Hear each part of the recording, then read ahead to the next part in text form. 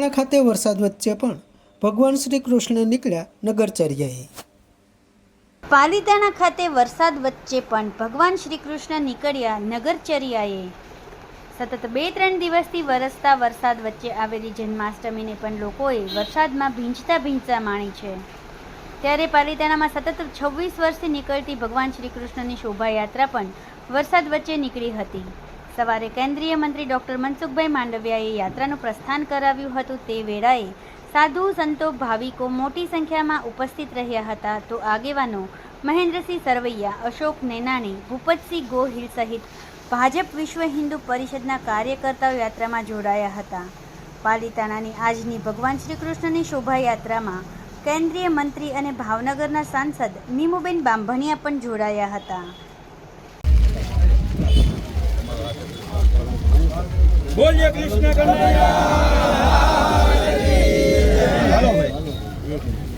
कृष्ण कन्हैया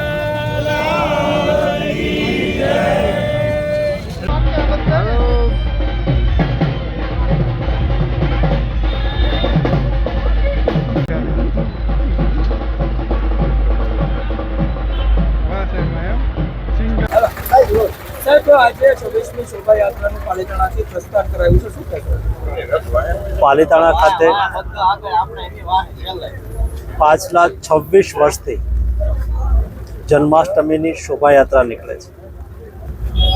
બહુ હર્ષ ઉલ્લાસ સાથે આ શોભાયાત્રાની અંદર 50 જેટલા ફ્લોટ સાથે જોડાય છે, જે સામાજિક સંદેશ આપે છે, ધાર્મિક સંદેશ આપે છે।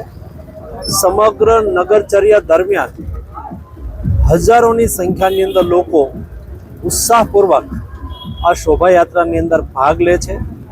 પરંપરાગત રીતે દરેક જ્ઞાતિ, જાતિ, વર્ગ, સમુદાયના લોકો, દરેક સોસાયટીના લોકો સોસાયટીના નાકા પર આવીને શોભાયાત્રાનું સ્વાગત કરે છે, ભગવાન શ્રી કૃષ્ણના દર્શન કરે છે અને ધન્યતા અનુભવે છે।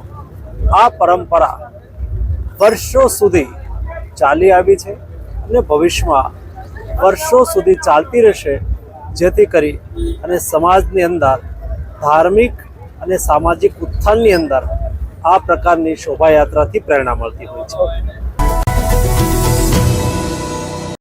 સમાજ માટે, સત્ય માટે, સત્યપૂર્ણ સમાચાર પ્રસારણ આપના મોબાઈલ પર તરત જ લાઈક કરો, શેર કરો અને સબસ્ક્રાઈબ પણ કરો। અને હા, ઘંટડી વગાડવાનું ન ભૂલશો। આભાર। સમાજ માટે સત્ય સાથે સત્યપૂર્ણ અહેવાલ, સમાચાર તથા જાહેરાત પ્રસારિત કરવા સંપર્ક સાધો। સત્યપુંજ સમાચાર પ્રસારણ, લબ્ધિ કોમ્પ્લેક્સ, તાલુકા પંચાયત સામે, સિહોર।